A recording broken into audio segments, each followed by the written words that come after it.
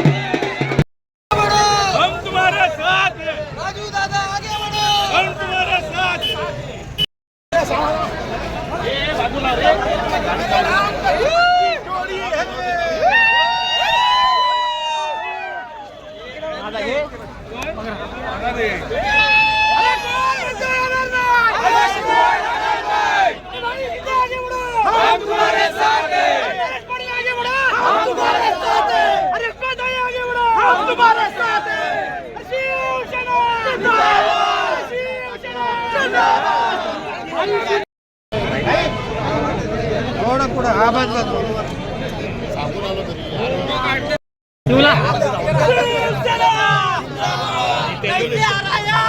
आता कसं वाटतंय? आता कसं वाटतंय?